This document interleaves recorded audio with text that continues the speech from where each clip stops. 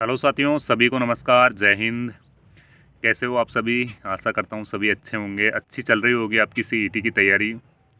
साथियों, देखिए, सीईटी के ऊपर इस वीडियो में अपन चर्चा करेंगे कि सीईटी जो आपका प्रोसेस है वो आप सभी को ध्यान है कि भीड़ को कम करने के लिए सीईटी लागू की गई है उन वैकेंसियों में जिनमें सबसे ज़्यादा फॉर्म अप्लाई होते थे।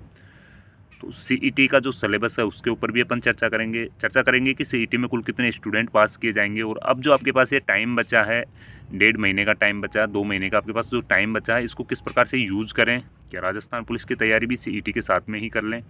आने वाले टाइम पे कितनी वैकेंसी आएगी? ये काफ़ी सवाल आए थे आपके और सवाल पूछे जा रहे थे कि सर आरएससी में भी क्या सीईटी अनिवार्य है कि वहाँ पे 10वीं पास योग्यता है? इसलिए तो सबसे पहला जो सवाल था वो है कि सर सबसे ज़्यादा यानी कि फॉर्म संख्या काफ़ी आई है, 10 से 11 लाख फॉर्म संख्या आई है, तो कितने बच्चों को सीईटी में पास किया जाएगा? तो सीधी सी बात है, जो वैकेंसी आएगी ना, आपकी राजस्थान पुलिस की वैकेंसी आएगी तो राजस्थान पुलिस की वैकेंसी के 15 गुना स्टूडेंट है उनको ही पास किया जाएगा, जो टॉप 15 गुना में आ रहे हैं। अब सपोज करो राजस्थान पुलिस की मान लो यहाँ पे 6,000 की वैकेंसी आ जाती है, या ज़्यादा से ज़्यादा मैं बता रहा हूँ, वैसे वैकेंसी 5,000 की पेंडिंग है। अगर 6,000 तक की भी वैकेंसी आ जाती है तो 10 लाख जो फॉर्म लगे हैं उनमें से टोटली यहाँ पे 95 हज़ार स्टूडेंट है वो पास करेंगे।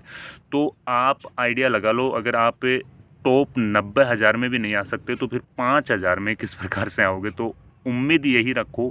सीईटी को देखो, इतना आप नॉर्मल ले रहे हो ना, इतनी नॉर्मल भी नहीं है, और सीईटी के साथ में ही आप पुलिस की तैयारी भी जारी रखें, क्योंकि पुलिस की तैयारी में आने वाले टाइम पे इतना टाइम नहीं मिलेगा, इतना मौका नहीं मिलेगा। इलेक्शन पास में है इसलिए। तो अगर आप आपका टारगेट रखोगे कि मेरे को तो फाइनल चयन होना है, तो सीईटी तो ऑटोमेटिकली क्लियर हो जाएगी। जो आपकी पढ़ाई का जो रूटीन है ना, उसको चेंज करना पड़ेगा। आप कहीं पे 3 घंटा 4 घंटा पढ़ाई कर रहे हो तो मुझे नहीं लगता कि फिर आपकी सीईटी क्लियर हो पाएगी। भाई 3-4 घंटे या 5 घंटे से कोई भी मिशन है वो आपका कंप्लीट नहीं हो पाएगा। आप सबसे पहले तो एक चीज़ को क्लियर करो कि आपका जो मिशन है ना, वो एक मिशन बनाओ और उसके लिए आप जिद करो और उसे लास्ट स्टेप समझो।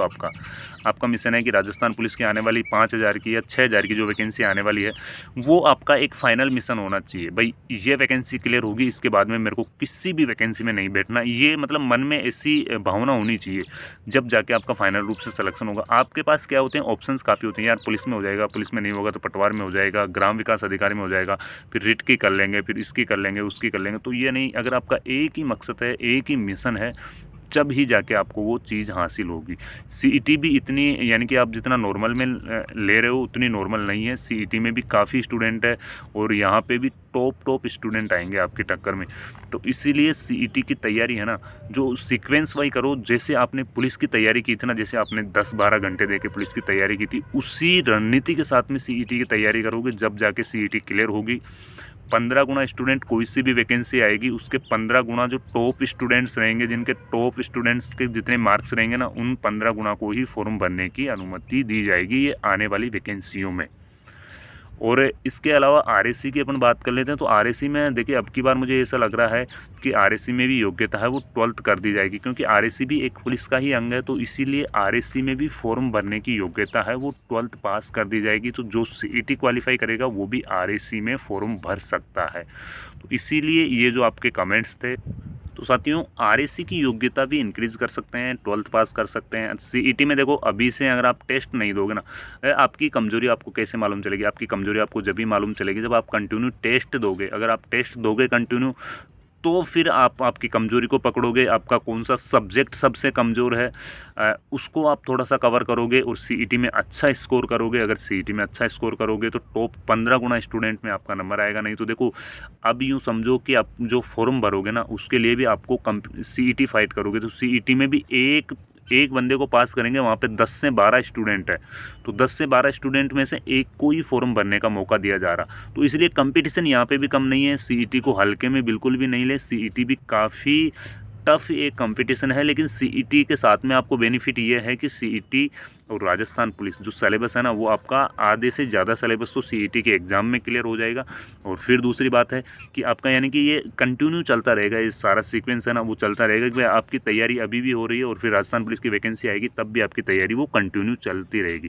तो इसीलिए इसको बोझ नहीं समझे भाई, सीईटी की जो एग्ज़ाम है वो आपके लिए फ़ायदे का सौदा है। भीड़ कम होगी, तो अच्छे स्टूडेंट जो पढ़ने वाले लड़के हैं उनको ही ही फाइनली मौका दिया जाएगा।